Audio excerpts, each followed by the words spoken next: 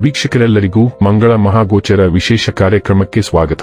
ವೀಕ್ಷಕರೇ, ವೈದಿಕ ಜ್ಯೋತಿಷ್ಯದ ಪ್ರಕಾರ ಮಂಗಳವು ಬಹಳ ಮುಖ್ಯವಾದ ಗ್ರಹವಾಗಿದೆ, ಏಕೆಂದರೆ ಇದು ಹುಡುಗ ಮತ್ತು ಹುಡುಗಿ ಇಬ್ಬರ ಮದುವೆಯ ಪ್ರಸ್ತಾಪದಲ್ಲಿ ಪ್ರಮುಖ ಪಾತ್ರವನ್ನು ವಹಿಸುತ್ತದೆ.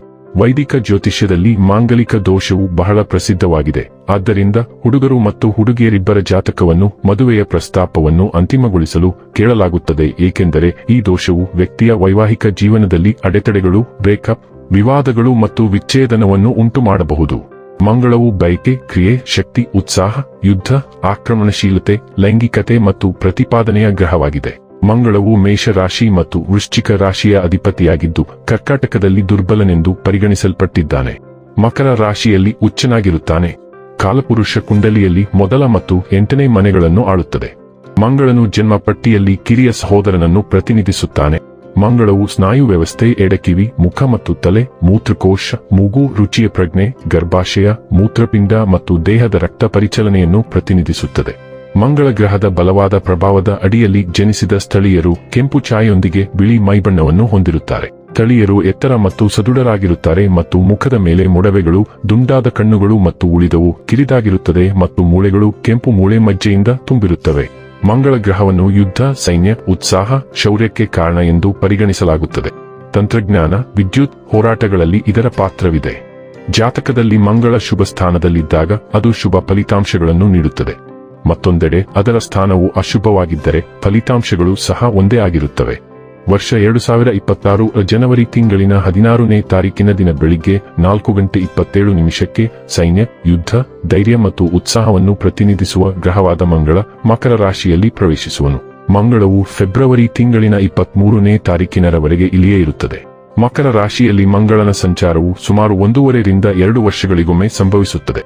ಸಾಮಾನ್ಯವಾಗಿ ಮಂಗಳ ಗ್ರಹವು ಮಕರ ರಾಶಿಯಲ್ಲಿ ಉತ್ತುಂಗಕ್ಕೇರುತ್ತದೆ. ಇದು ಮಂಗಳ ಗ್ರಹಕ್ಕೆ ಉತ್ತಮ ಸ್ಥಾನವೆಂದು ಪರಿಗಣಿಸಲಾಗಿದೆ. ಮಂಗಳ ಗ್ರಹವು ಹಲವಾರು ಗ್ರಹಗಳೊಂದಿಗೆ ಸಂಯೋಗವನ್ನು ರೂಪಿಸುತ್ತದೆ. ಮೇಷ ಮತ್ತು ಸಿಂಹ ಸೇರಿದಂತೆ 5 ರಾಶಿಚಕ್ರ ಚಿಹ್ನೆಗಳಿಗೆ ಮಕರ ರಾಶಿಯಲ್ಲಿ ಮಂಗಳನ ಸಂಚಾರವು ಪ್ರಯೋಜನಕಾರಿಯಾಗಿದೆ.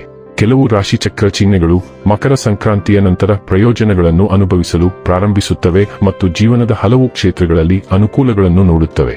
ಹಾಗಾದರೆ ಬನ್ನಿ, ಇಲ್ಲಿ ಮಂಗಳನ ಮಕರ ರಾಶಿಯಲ್ಲಿ ಈ ಗೋಚರ ಇಲ್ಲಿ ಪ್ರತ್ಯೇಕವಾಗಿ ಕನ್ಯಾ ರಾಶಿಯ ಜಾತಕದ ಪಾಲಿಗೆ ಹೇಗೆ ಸಾಬೀತಾಗಲಿದೆ, ಯಾವೆಲ್ಲ ಫಲಗಳು ಇಲ್ಲಿ ನಿಮಗೆ ಲಭಿಸಲಿವೆ ಮತ್ತು ಯಾವ ವಿಷಯವಾಗಿ ಇಲ್ಲಿ ನೀವು ವಿಶೇಷ ಎಚ್ಚರಿಕೆ ಹೊಂದಿರಬೇಕು ಅನ್ನೋದನ್ನ ನೋಡೋಣ. ಎಂದಿನಂತೆ ನಮ್ಮ ವಿನಂತಿ ಎಂದರೆ, ನೀವಿನ್ನೂ ನಮ್ಮ ಚಾನೆಲ್ ಅನ್ನ ಸಬ್ಸ್ಕ್ರೈಬ್ ಮಾಡಿಲ್ಲವೆಂದರೆ ದಯವಿಟ್ಟು ಈಗಲೇ ನಮ್ಮ ಚಾನೆಲ್ ಅನ್ನ ಸಬ್ಸ್ಕ್ರೈಬ್ ಮಾಡಿ. ಹಾಗೆ ನಿರಂತರ ವಿಡಿಯೋ ಅಪ್ಡೇಟ್ಸ್ಗಳಿಗಾಗಿ ತಪ್ಪದೇ ಪಕ್ಕದ ಬೆಲ್ ಐಕಾನ್ ಬಟನ್ ಕೂಡ ಕ್ಲಿಕ್ ಮಾಡಿ.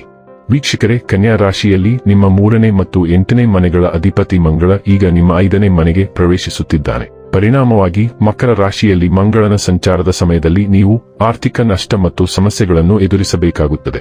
ನಿಮ್ಮ ವೃತ್ತಿ ಜೀವನದ ಬಗ್ಗೆ ಹೇಳುವುದಾದರೆ ಈ ಅವಧಿಯು ನಿಮಗೆ ತುಂಬಾ ಒಳ್ಳೆಯದಲ್ಲದಿರಬಹುದು. ನೀವು ಕೆಲಸದಲ್ಲಿ ಕೆಲವು ಅಹಿತಕರ ಸಂದರ್ಭಗಳನ್ನು ಎದುರಿಸಬಹುದು. ಕೆಲವರು ತಮ್ಮ ಕೆಲಸವನ್ನು ಕಳೆದುಕೊಳ್ಳುವ ಭಯ ಅಥವಾ ಕೆಲಸದಲ್ಲಿ ಗೌರವದಲ್ಲಿ ಕುಸಿತವನ್ನು ಎದುರಿಸಬಹುದು.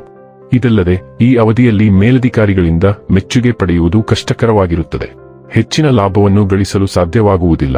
ನೀವು ನಷ್ಟಗಳನ್ನು ಎದುರಿಸಬಹುದು ಮತ್ತು ಸ್ಪರ್ಧಿಗಳಿಂದ ತೀವ್ರ ಸ್ಪರ್ಧೆಯನ್ನು ಎದುರಿಸಬಹುದು. ಇದು ಗಮನಾರ್ಹ ಲಾಭದ ಅವಕಾಶಗಳಿಗೆ ಕಾರಣವಾಗಬಹುದು. ಈ ಸಮಯದಲ್ಲಿ ಪ್ರಮುಖ ವ್ಯವಹಾರ ನಿರ್ಧಾರಗಳನ್ನು ತೆಗೆದುಕೊಳ್ಳುವುದನ್ನು ತಪ್ಪಿಸಿ, ಏಕೆಂದರೆ ಇದು ನಿಮ್ಮ ತೊಂದರೆಗಳನ್ನು ಹೆಚ್ಚಿಸಬಹುದು. ಕನ್ಯಾ ರಾಶಿಯವರಿಗೆ ಮಂಗಳವು 3ನೇ ಮತ್ತು 8ನೇ ಮನೆಗಳ ಅಧಿಪತಿಯಾಗಿದ್ದು ಈ ಸಂಚಾರದ ಸಮಯದಲ್ಲಿ 5ನೇ ಮನೆಯಲ್ಲಿ ವಾಸಿಸುತ್ತಾನೆ. ಈ ಸ್ಥಾನದಿಂದಾಗಿ ನೀವು ಅಡೆತಡೆಗಳು ಮತ್ತು ನಷ್ಟಗಳನ್ನು ಎದುರಿಸಬಹುದು. ಈ ಅವಧಿಯಲ್ಲಿ ನೀವು ಅನೇಕ ಅಮೂಲ್ಯ ಕ್ಷಣಗಳನ್ನು ಅನುಭವಿಸದೇ ಇರಬಹುದು. ಈ ಸಂಚಾರದ ಸಮಯದಲ್ಲಿ ನೀವು ನಿಮ್ಮ ಆರೋಗ್ಯದ ಬಗ್ಗೆ ಕಾಳಜಿ ವಹಿಸಬೇಕು. ಇದು ನಿಮಗೆ ಆದ್ಯತೆ ನೀಡುವುದು ಬಹಳ ಮುಖ್ಯ. ವೃತ್ತಿ ಜೀವನದ ವಿಷಯದಲ್ಲಿ ಇದು ಪ್ರೋತ್ಸಾಹದಾಯಕ ಅವಧಿಯಲ್ಲದಿರಬಹುದು. ನೀವು ಕೆಲಸದಲ್ಲಿ ಅಹಿತಕರ ಸಂದರ್ಭಗಳನ್ನು ಎದುರಿಸಬಹುದು.